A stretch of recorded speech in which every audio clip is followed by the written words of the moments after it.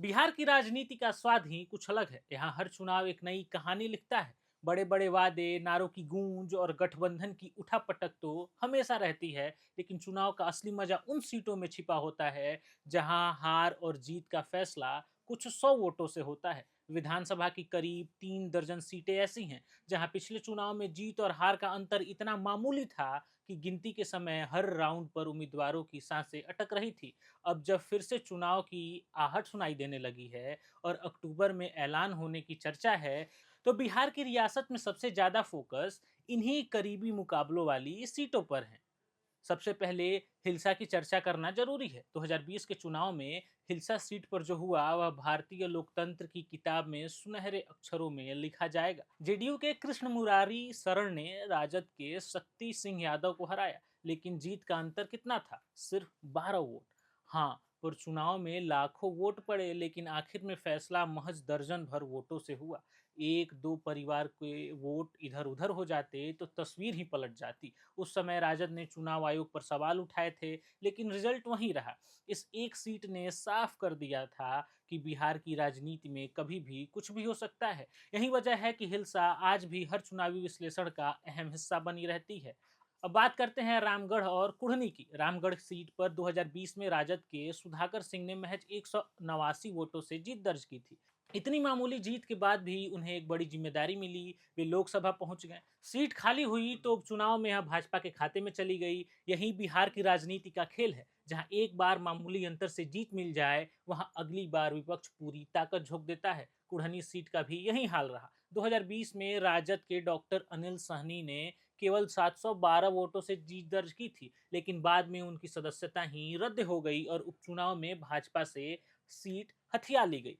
मतलब साफ है, जिन सीटों पर अंतर कम होता है वहां अगली बार पलटवार की संभावना सबसे ज्यादा होती है। दरभंगा ग्रामीण की कहानी भी उतनी ही दिलचस्प है। 2020 में यहां राजद के ललित कुमार यादव ने जीत हासिल की, लेकिन अंतर सिर्फ 2141 वोटों का था। उनके सामने जदयू के डॉक्टर फराज फातमी थे।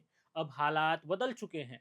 फराज फातमी राजद में शामिल हो चुके हैं। खबर है कि अगली बार वे दरभंगा जिले की किसी दूसरी सीट से चुनाव लड़ेंगे। यानी समीकरण पूरी तरह बदल गए हैं और हर कोई अंदाजा लगाने में जुटा है कि यहाँ अगली बार किसके हिस्से जीत मिलेगी। सुगौली की कहानी भी चुनावी रोचकता से भरपूर है। 2020 में राजद के शशिभूषण सिंह ने वीआईपी के रामचंद्र सहनी को हराया था।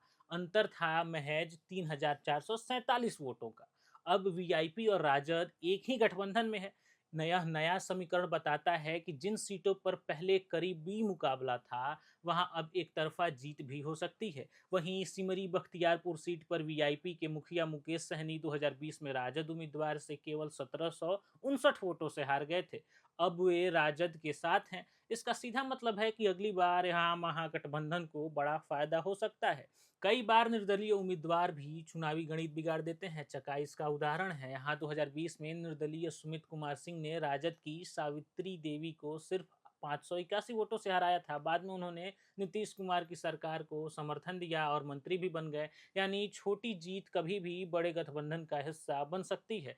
ठीक वैसे ही मटिहानी सीट पर लोजपा के राजकुमार सिंह महज 333 वोटों से जीते थे। दूसरे नंबर पर जदयू के नरेंद्र कुमार सिंह रहे। बाद में दोनों नेताओं ने दल बदल लिया। राजकुमार सिंह जदयू में शामिल हो गए और नरेंद्र कुमार सिंह राजद में चले गए। अब जब दोनों ही पाला बदल चुके हैं, तो अगली बार यहाँ का नतीजा कौन तय करेगा, यह कहानी नामुमकिन है। अगर 2020 के नतीजों की बारीकी से विश्लेषण किया जाए, तो साफ होता है कि जिन सीटों पर हार जीत का फैसला 3000 वोटों या उससे कम अंतर से हुआ था, उनमें 17 सीटें महागठबंधन के पास गईं, 19 सीटें एनडीए के पास और एक सीट निर्दलीय के खाते में गई। यानी ताकत लगभग बराबर का है। यही वजह है कि दोनों गठबंधन इन सीटों पर अपनी पूरी ताकत लगाने वाले हैं। महागठबंधन की तरफ से जिन सीटों पर जीत का अंतर बेहद मामूली था, उनमें सिकटा, कल्याणपुर, बाजपट्टी, किशनगंज, बखरी, खगड़िया, राजपकार, भागलपुर, डेहरी, आनसोन, औरंगाबाद, अलौली, महाराजगंज और सिवान जैसी सीटें शामिल थीं। इन सीटों पर जीत का अंतर कहीं 2300 के करीब था, तो कहीं 1197 का, कहीं सिर्फ 777 वोट का था। इसका मतलब यह है कि यहाँ अगली बार मामूली सा झुकाव भी हार जीत का फैसला बदल सकता है। महागठबंधन के लिए चुनौती यही है कि जिन सीटों पर उन्होंने कम अंतर से जीत दर्ज की थी, उन्हें अगली बार कैसे बचाएं। वहीं एनडीए को भरोसा है कि इन सीटों पर थोड़ी मेहनत से नतीजे अपने पक्ष में किया जा सकता है। खासकर भाजपा को उम्मीद है कि जिन सीटों पर उपचुनाव में उनसे राजद को हराया है, वहां उसका पलड़ा भारी रहेगा। बिहार की राजनीति में इन करीबी मुकाबले वाली सीटों की अहमियत इसलिए भी बढ़ जाती है क्योंकि यहाँ जातीय समीकरण बहुत अहम भूमिका निभाते हैं।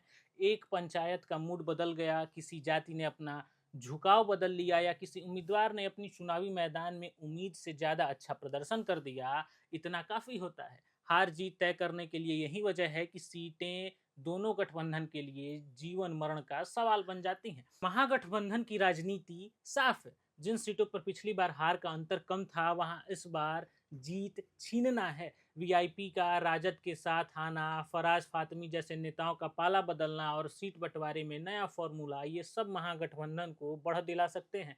वहीं एनडीए के लिए सबसे बड़ी उम्मीद भाजपा है, जो इन सीटों पर आक्रामक प्रचार करने वाली है। जदयू भी अपनी परंपरागत मजबूती का इस्तेमाल करने की कोशिश करेगी। 2020 में जिन सीटों पर महागठबंधन जीता, वहां कई बार उम्मीदवारों ने गठबंधन की लहर से ज्यादा खुद की छवि पर जीत दर्ज की थी। जैसे भागलपुर में कांग्रेस के अजीत शर्मा महज 1113 वोटों से जीते। डेहरी आन सोन में राजद के फतेह बहादुर कुशवाहा केवल 464 वोटों से जीत पाए। बखरी में भाकपा के सूर्यकांत पासवान तो केवल 777 वोटों से ही जीत सके। ऐसे नतीजे बताते हैं कि उम्मीदवार की लोकप्रियता, स्थानीय समीकरण और गठबंधन का जोड़, सबका असर बराबर होता है। लेकिन इन आंकड़ों से जो सबसे बड़ा सबक निकलता है, वह यह है कि बिहार का चुनाव महज बड़े नारों और बड़े मुद्दों से तय नहीं होता। यहाँ चुनाव वोटों का शतरंज है और इस शतरंज की बिसात पर छोटे छोटे चाल ही बड़े नतीजे तय करती हैं।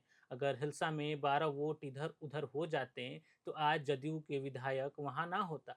अगर रामगढ़ या कुढ़नी में कुछ 100 वोटों का फर्क बदल जाता है तो भाजपा उपचुनाव में सीट छीनने की ताकत नहीं दिखा पाती। यही वजह है कि भाजपा की चुनावी रणनीतिकार बैठते हैं तो सबसे पहले इन 3 दर्जन सीटों की लिस्ट टेबल पर रखी जाती है। अगले चुनाव में भी यही होगा। महागठबंधन और एनडीए दोनों के रणनीतिकार इन सीटों को लेकर खास प्लान बनाएंगे। कार्यकर्ताओं को निर्देश होगा कि यहाँ एक एक वोट की कीमत है। बूथ मैनेजमेंट से लेकर जातीय समीकरण तक सब पर बारीकी से काम होगी और आम मतदाताओं की नज़र भी अब इन्हीं सीटों पर होगी, क्योंकि यहाँ का फैसला ही तय करेगा कि पटना की गद्दी पर कौन बैठेगा। तो कहानी यही है, बिहार की तकदीर बदलने का खेल छुपा है इन सीटों में, जहां हार और जीत का फासला इतना कम है कि कभी कभी गिनती खत्म होने के बाद भी उम्मीदवार को भरोसा नहीं होता कि वह जीता है या हारा है।